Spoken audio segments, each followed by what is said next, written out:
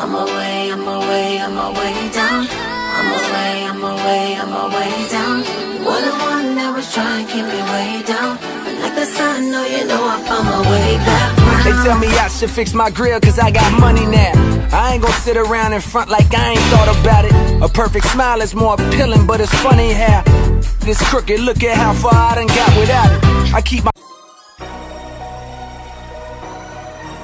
takes guts. You gotta dig down deep to gut it out. Keep on going again and again and again until you make it happen, because you know that it's possible.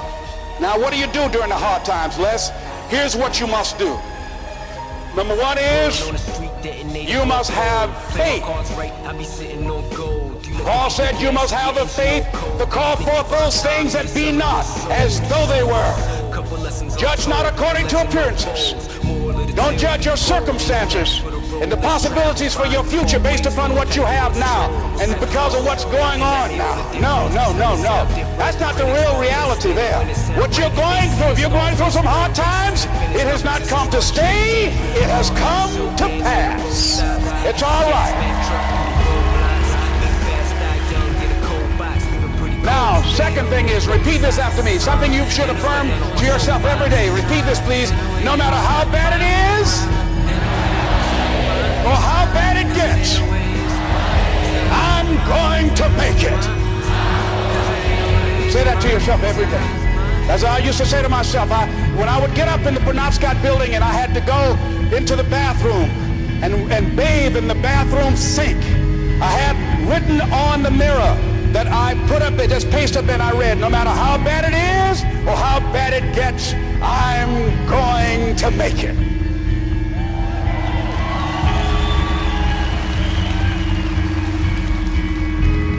So you've got to have faith, you talk to yourself, you say that affirmation. The next step is you must have patience and engage in consistent action. Patience and engage in consistent action. So everything does not always happen, ladies and gentlemen, when we want it to happen. It doesn't happen quickly. So in that process, they have something in the Far East called the Chinese bamboo tree. The Chinese bamboo tree, every day it has to be watered and fertilized. It's a very hard nut, and it takes 5 years of watering and fertilization every day, according to American Geographics, before it breaks through the ground. At any time, if the watering process and the nurturing and the fertilization process is stopped, the Chinese bamboo tree will die in the ground. Now, once it breaks through in that 5th year, then in 6 weeks it grows 90 feet tall. Now the question is, does it grow 90 feet in 5 years or 6 weeks? The answer is obvious. It takes 5 years. That's how long it took to grow it, to build that foundation, to nurture it, to water it, to build the reputation, to build the credibility, to learn the market, to learn people, to learn yourself, to learn the system, to learn how to do it, to figure it out.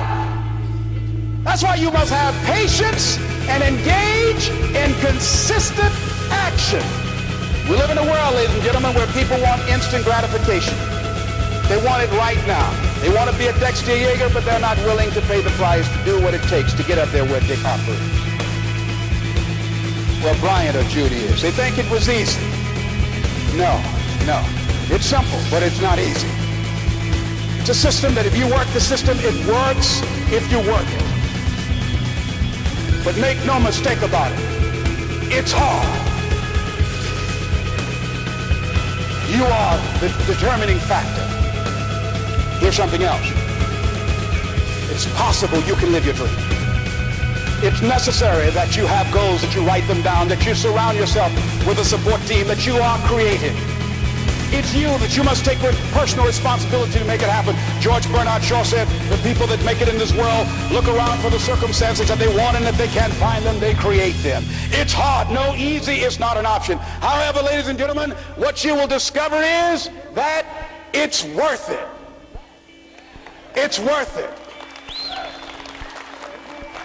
I suggest to you, if you want to become diamond, write down 5 reasons of why it is worth it for you to become a diamond, to experience that level of achievement. What is it that will give you the drive? What is it that will ignite the courage in you to get up and come back again and again and again?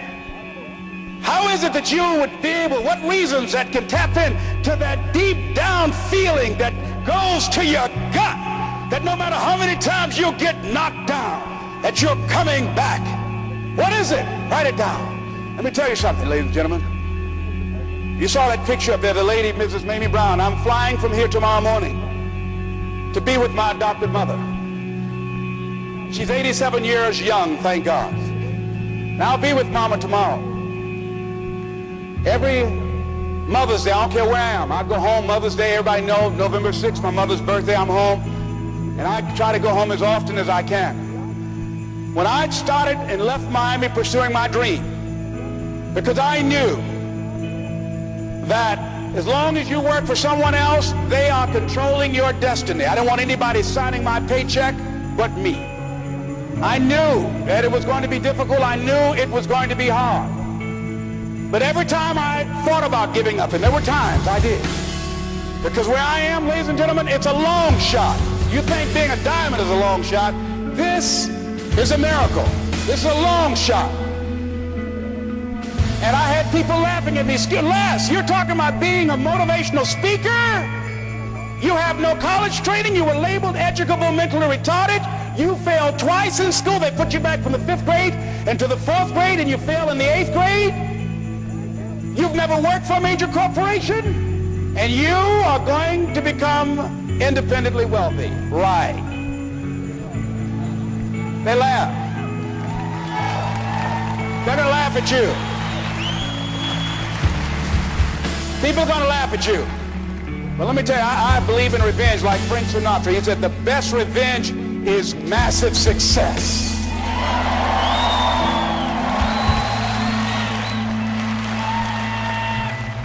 Ladies and gentlemen, when I was driving around with my mother and she saw a house, we were just looking for homes, and we drove an exclusive area of Miami where the coach of the Miami Dolphins, Don Shula, lives in that area called Country Club. My mother saw this house. Oh, what a beautiful home. And we looked at it. She said, oh boy, I would love to have something like that. One day I would feel like Mrs. Rockefeller. I said, you like that, Mom? I said, yeah. I said, oh, we just kept driving. I did not let my mother know at that time that I had it etched in my mind that I was going to do whatever number of meetings, whatever number of contacts, whatever number of calls I had to make, whatever it took to make that become a reality. And the day that I drove to that house and said, Mama, you remember that house you saw? We got out the car. I said, yes. I said, I really know the people that live there. She said, you do? I said, yeah, let me take you in and show it to you. And then I couldn't contain myself anymore when I got around and helped her get out of the car. And I took her and I said, Mom, I gave her the keys. Over 5,000 square feet. Large size Olympic pool, 12 feet deep, on a golf course, basketball court. I said, Mama, this is for you. And ladies and gentlemen, to see my mother walk around this house, this woman who only has a 3rd grade education, never had any children of her own. And she walked around, she said, oh Lord, oh thank you Jesus. No one would have ever told me this would have happened to me. She said, Leslie, she said, you know, that day when I went in that building and they told me this lady had these boys that she wanted to put up for adoption. And I told them, I said, I'll take them. And she said, ladies, she said, raise your hand and swear to me 2 things. I said, what is it? She said, swear to me you won't separate them. She said, oh no, I swear. I'll keep them together, I swear. I've never had no children, I swear I'll keep them together. She said, swear to me, lady, that you won't ever tell them about me. She said, I'm married and I got pregnant while my husband was at war. She said, swear to me you won't tell. She said, I swear I won't tell. She said, okay. You can have them. She said, when I came out that house and I was looking at y'all, she said, I didn't know how I was going to do it. She said, I was working at the M&M cafeteria. She said, I didn't know how I was going to raise y'all. I just knew somehow the Lord would make a way somehow. And I never thought this would happen to me.